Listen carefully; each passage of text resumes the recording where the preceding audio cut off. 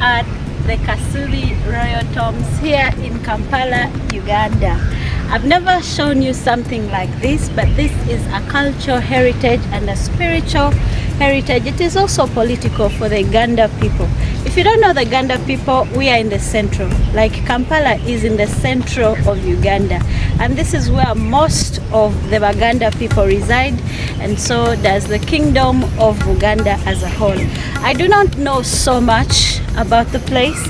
And that's why I have a very amazing guide. I don't know why I'm calling him amazing already before we get to know him. But I can't wait to show you everything that the Royal Tombs has to offer for us today.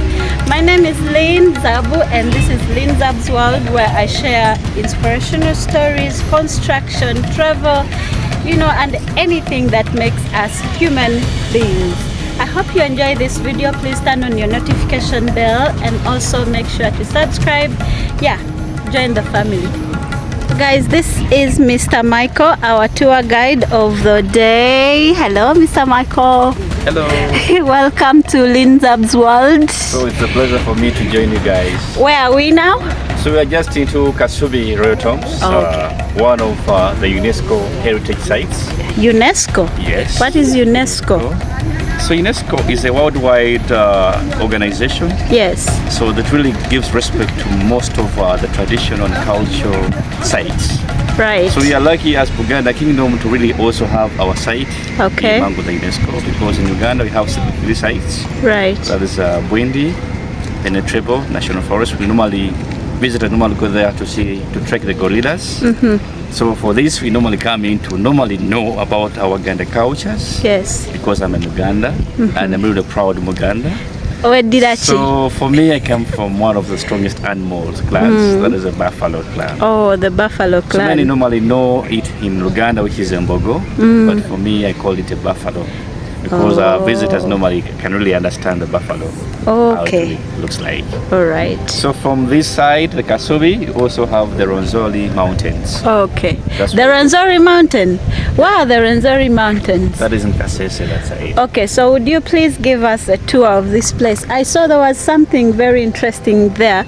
Guys, if you look at this side, there is a very interesting path, and all visitors are basically supposed to pass through that. Yeah. Why is it? So it is the entrance path into this place. But originally, it used to be the original house of our king, by then was called Kabaka Mutesa I. Yes. So to date, we don't still call him Kabaka Mutesa I, we call him Sekabaka. Sekabaka. Mutesa I. There's double S-E to say Sekabaka. So in Buganda, whenever our kings pass on, we normally say they normally disappear. Oh. So we don't say death. When they die, you don't say they died, you say they passed. They passed or they disappeared. Okay. Because we believe that the first Muganda on earth, he really disappeared in the forest. Really? Yeah. So that's why we never had even the tombs for that. Is it Kintu? Yes. There was the first Kabaka of Uganda. You know, I did a bit of history. So he used to stay in that house. You know, he used to live in many palaces. Firstly, he stayed in Banda Palace. Okay. So that's why the current king of Buganda today stays in. Then from Banda, he reigned from smallpox. Smallpox? Yes. So he ran to Lubaga. Today there is a cathedral. From Lubaga, he finally came to this hill. Okay. To establish his palace. Right. So now that house that you see, he used to stay in it while he was waiting for his big house to be completed. Oh, this is the big house. So now when the big house was completed, he had now to officially make that to be just the entrance house. Yes. That's why we call it the entrance house. Oh. So that entrance house is really guarded by two people. That is the chief guard and the assistant. Oh. So the chief guard of that house has to be coming from the Mushroom clan. The Mushroom clan? Yeah, so and it's called Mulamba. It's called Mulamba. Right. Then the assistant has to be coming from the Buffalo clan, and we call him Insigo. So these roles are normally successional. Yes. And hereditary anyway. So whenever maybe they pass on, whenever they die, they have to get like people from the same families to come and take on the responsibilities. Okay. Yeah. Right. So it used to be palace, but when our king Kabaka Mutesa I passed on, so that's why he was finally buried into that house. In 1884. This that's why we call it the house. Oh guys, this has to be one of the most beautiful huts I've ever seen. The light is not doing us justice, but we shall work with it. Okay. The light, like I said, is not doing us justice, guys. Sir Michael. Yes. How long have you been here, for example? So like to this side, have not been here for long. We normally work in many sites. Oh. Yeah, I have been recently in Lubili Palace. That side. Lubili Palace. So they normally interchange us. So I just came this side. But even though we stay in other palaces, other sides, it's a role for us to at least know the history. I can see lots of houses there, and I see also some people staying there. So these houses, you know, our King Kabaka Mutesa one, I can say maybe he was a busy man. A busy man. Because he really managed to have 84 beautiful wives. 84 beautiful wives. So 84, 1, 2, 3, 80. 84. Then from 84, he managed to get 127 children. Wow. 100. So now, since he had many children, he had many wives. So among all the wives that he had, he also had now to choose one of the most favorite ones. So now the favorite ones were now made houses around his house. Oh, the wives? Yes, the original wives. So they could now be close to his house. But now, surprisingly, wife number 1 was supposed to be the master controller of all the wives. So which means for wife number 5, 50, 20, for them to 70. see the king, yeah, they're supposed to be going through wife number 1 to give them a chance to go and see the husband. No, guys, imagine somebody comes to you like, may I see your husband tonight, please? Like, what? No. If it was me, we're never going to see him. So, long ago, like, our grandmothers really had nothing like to do bad with it. Oh, okay. Because in Muganda, all the wives of the ladies in the Buganda, they now qualify to be the king's wives. I've seen something there that had fire. What is that? So it's a fireplace. So let's go close to it. The fireplace. So it's a fireplace. So all palaces in Buganda, so at the entrance and in the middle of the palace, there has to be a fireplace. Right. So this fireplace, you know, in Buganda has lived for long. So this year we are now planning to make 802 years. 802 years. Just the age of Buganda. Oh, okay. For all that long we have been lucky. That's how old is Kintu. Kintu must be older than that. Okay. So now we had our own traditionals of worship. Yes. So briefly in Buganda, according to research, they say there are like 94 spirits we believe in. Spiritual? Spirits. Okay. We believe in. All right. You know, before Islam, before Christianity, our ancestors used to worship traditionally. Yes. In spirits. Yes. So like hunting, you call Jajadungu, a lot of spirits, like hunting. I have a farm, I have tried to dig, but I need rain. I call Jaja Musoke. To give me rain. Musoke is the rainbow. Yes. Yes. To give me rain. And things really happen. Yes. You know, in life, when you believe in something, it really happens. It really happens? Yes. Okay. So now this fireplace, it has to be burning here. Guys, there is a fireplace here and it never stops burning. So there is fire to date because even though to date we don't have kings staying into this house. Yeah. We normally have them as spirit kings. Yes. Spiritual kings into this place because we can't see them. But we believe sometimes maybe they feel also too cold in the house. Yes. Then maybe they have a special time they come around here. Then now they get the warmth. I see. So that's why it has to be burning. Oh, I see. But now to other palaces, it really depicts the life of the king. But to date, since we don't longer have kings in our living here, we have spiritual kings living here to date. Okay. So that's why it has to be burning almost day and night. Almost day and night. So who brings the firewood? I hear there are specific people responsible for keeping it burning. So in Buganda, we have a clan system. A clan system. A clan. It's a group of people speaking the same language, coming from the same kingdom. Right. But now what is really now different with us, the responsibilities are different. Right. Our roles are different, and even the totems are different. Correct. Yeah. So since I come from the buffalo, it's my role to protect the buffalo. So I'm not allowed to marry from the buffalo. Any lady from the buffalo clan, she's my sister. She's automatically your sister. Yes. It's in case anything happens, I'll be like incest, doing incest with her. Right. So I need to protect my clan. So in Buganda, before having the advanced way of administration in Buganda, we had our traditional way of administration in Buganda. Right. That's through the clan system. Buffalo men, we used to be known of being the royal cushions of the king. So whenever maybe our king like really wanted to move from here to Jinja, we used to lift him on the shoulders here. So we could now get tired on behalf of the king now. Not allowing our king to get tired. For him, he will be just there. Being lifted. Right. So now you can imagine now traveling from here now to Jinja. On foot? On foot. How many days would it take? So anyway, it really depended. That way even also the king really wanted to move. Also this fire, I want to know, do you bring specific kinds of wood or do you put in any wood? So we use not any wood. We use what we call the African fig tree. Fig tree? The fig Uganda tree. Is what? Mutuba? Or mutuba. I can see it. Yeah. Guys, you know, I've been in Buganda for quite some time. I think for the biggest portion of my life, I've been in Buganda and I've been blessed with aunties that are from here.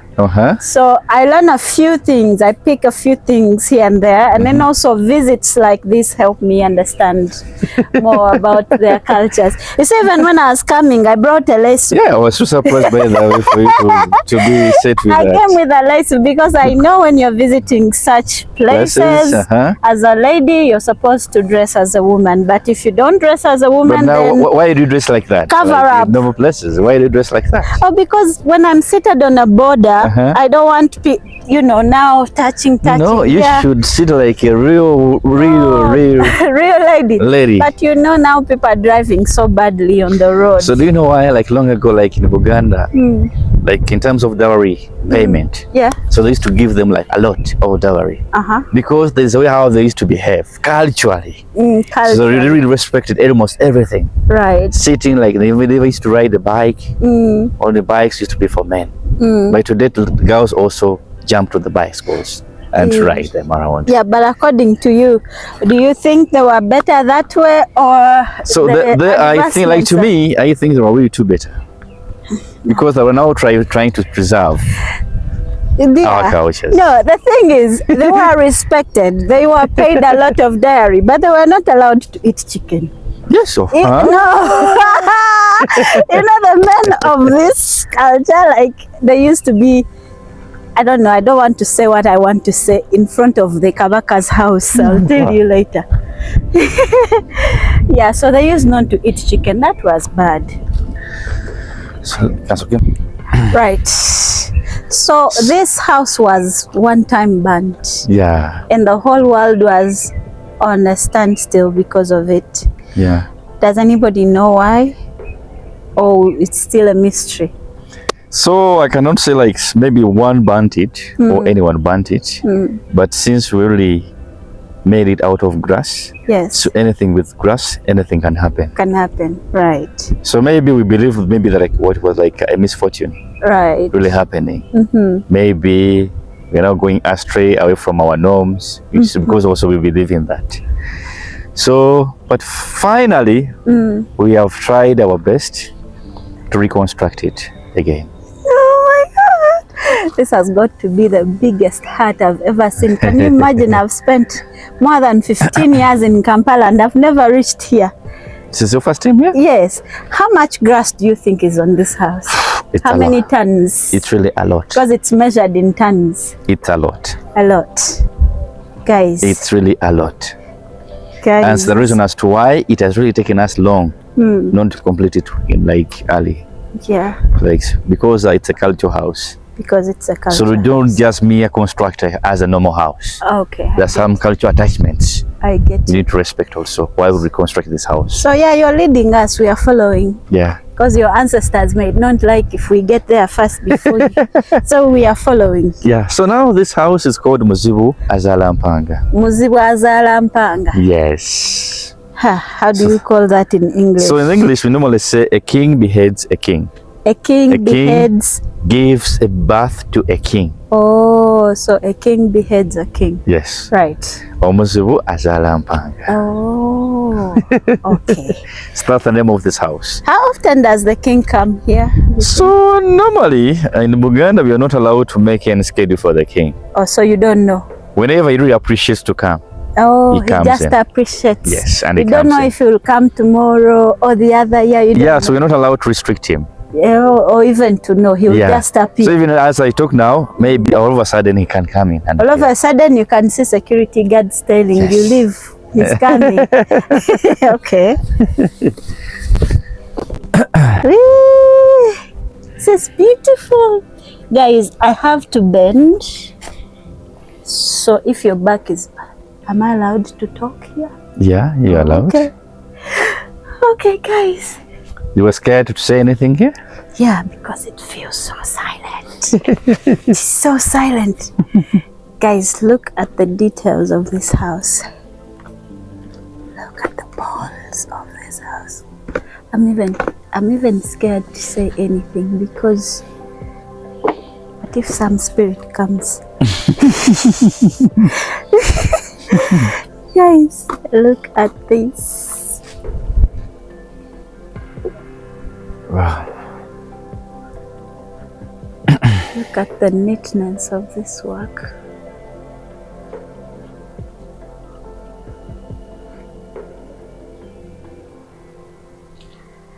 All right, Michael, we are in. So we take off our shoes. You take off your shoes. And we get in. Because we believe. It smells good. Yeah, when man was created, so he was not created with anything. Like a cloth with sandals or shoes. Right. So the moment you step on the floor, you're now connecting with the spiritual world, ancestral world. Okay. That's why sometimes the normal doctors also encourage us to sometimes get time. So you move around like this, like the soil barefooted. It's also good for massaging the feet. Okay. So there's also a cultural attachment to it. Okay. So now this is how the house looks like inside. Okay, let me just give them a bit of how this house looks and then you continue explaining to us because I am speechless right now. Guys, that is the roof.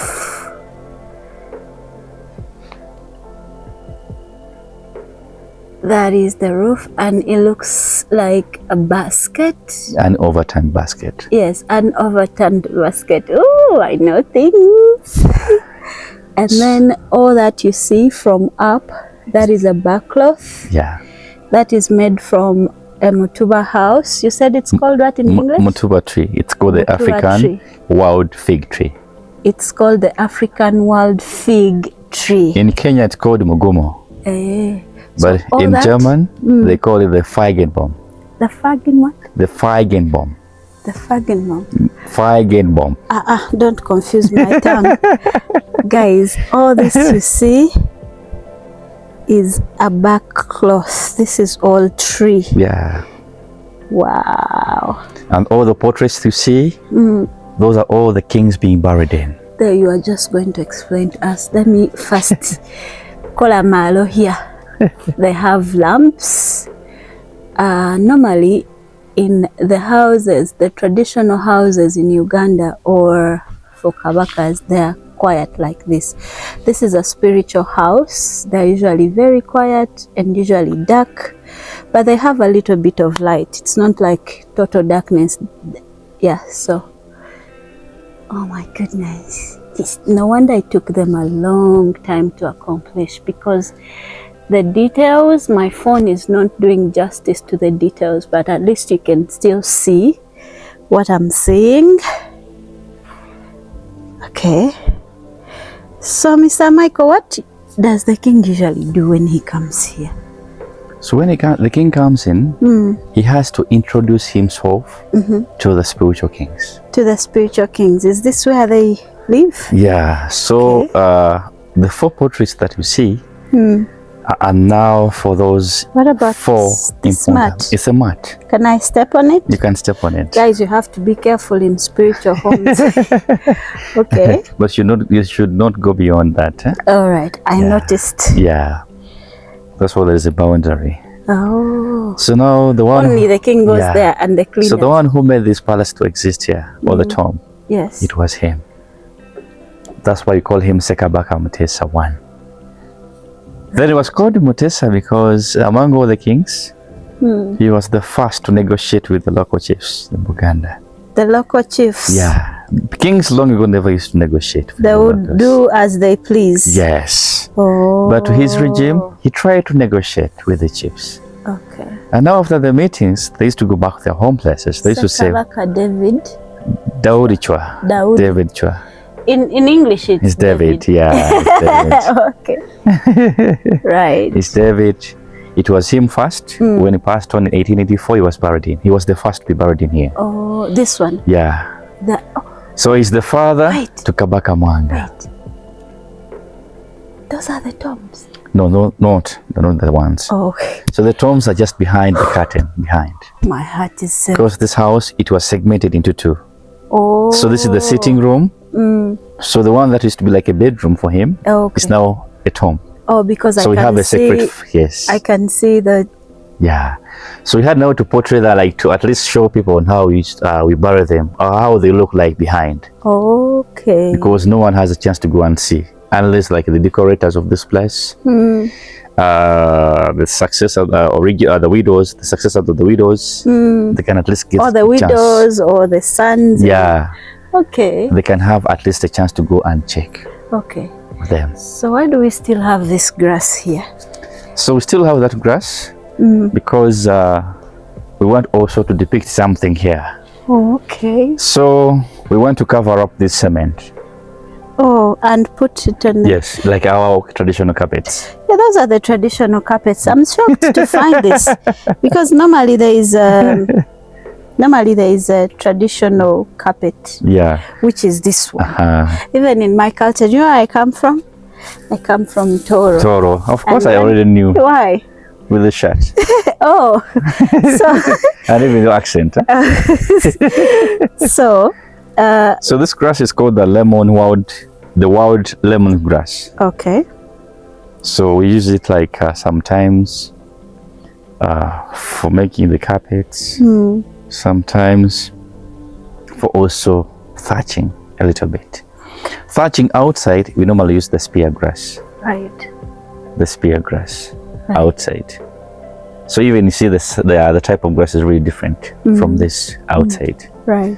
So we use this lemon grass, we use the spear grass, we use the reeds. So the reeds, we normally call them a muri. Oh. So the reeds are normally good from the elephant grass.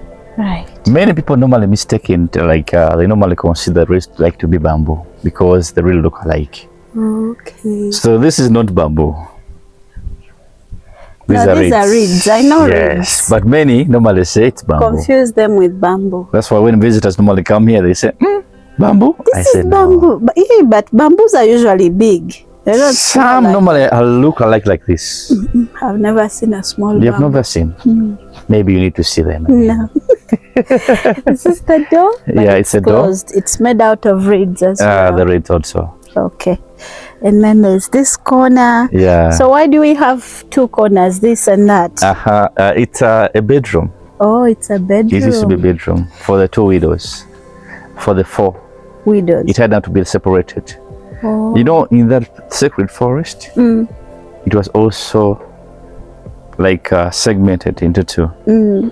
So we have a burial section which is called Obwanga. Obwanga, that's why we have Kabaka Mutesa II and Kabaka Daudi Chwa and Kabaka Mwanga. Right. So kings are not allowed to be buried with their wives. Like not like wives, but now their original children. Okay. But now they can be buried with their grandchildren. Oh, why? There's a lot of things that I will not understand anyway. Oh my goodness. So there's one which calls Obutesa. Obwanga, Obutesa. Right. I have been to this place. I've been in Kampala for quite some time and I've never been here. But my God, the art that has been put into this place. You see, even the way I'm talking, because I know this is supposed to be a very spiritual place, I'm just so out of words right now. You can see today I'm a good girl. Today I'm trying to be a good girl by, covering up. I don't know, do you like the video so far? Please give it a thumbs up, give it a like if you like it so far. And we're almost coming to an end. Stick around. We're just having a little bit of important info for you before we go. Otherwise, how are you finding our tour guide? Give us a thumbs up so far. By the way, how you see the city to date, it never used to look the way it is. Definitely. It used to be hills with forests. But now there are some interesting animals that our king loved hunting. And those animals were called the impalas. That's why you have Kampala, finally, as the capital city. That's interesting. Yeah, then since he really never wanted to work with those British, he also faced religious conflicts because many religions were now fighting for his favor. Right. We had our tradition of worship. We had now Islam coming in. From Islam, then Christianity came in by the Church Missionary Society. Then finally, the French fathers later came in. Right. Then he fought with the British, and finally the British managed to take him to exile in the Seychelles Island in the Indian Ocean. So that's why now his son took over powers, Kabaka Daudi Chwa.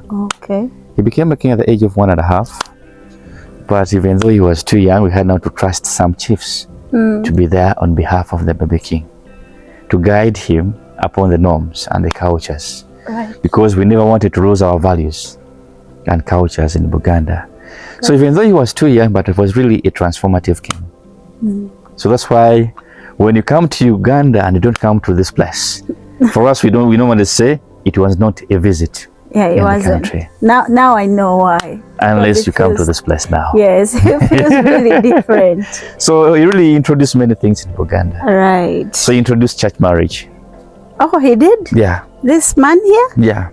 And he was the first to have his wife to be called Nabageleka. So that's when now it was now officialized for the king to be with one official wife. He was actually very cute. Yeah. So he also introduced football in Uganda. Okay. He became the first football president of Uganda. So that's why today in Buganda we have two highly supported tournaments. Oh, yes. That's the clan tournament and the county tournament. Right. So from that he also introduced girls' child education system in Uganda. He also allowed you ladies, to start eating chicken and eggs. Can you imagine, guys, that being a privilege? Can you imagine? How can that be a privilege? Oh God, they're allowed. Jesus. So lastly, yes, in 1939, it's alleged that he disappeared of diabetes. And now his son took over powers. Okay. So his son was called Kabaka Mutesa II. Okay. So Kabaka Mutesa II, he really also played a vital role in Uganda. Right. So that's why, since he went through some British institutions in the UK, through the Cambridge University, to study military science. Then from there, he also went to Sandhurst. Okay. Sandhurst Military Academy. So that's why he managed to be a Royal Guardian Army commander that side. Okay. So the time when Uganda got the independence on 9th October 1962, so our king was the only person that could look like to be made the first president of Uganda. And that's why he was the first president of Uganda. Baganda, you don't joke. Of course. You don't joke. Why should we joke in that? This is very interesting. Yeah, so I think with that, I would like to say thank you guys for watching us. We really appreciate the time that you have given us. It has been a brief tour. Yes. So to really attract you guys to come and have it. There's so many things we haven't shown you. If you need other sections about Buganda, how they dress, the food they eat, there's so many things that these people have. and I would like to take you through those kinds of things. So let me know in the comment section. Okay? Okay. Okay.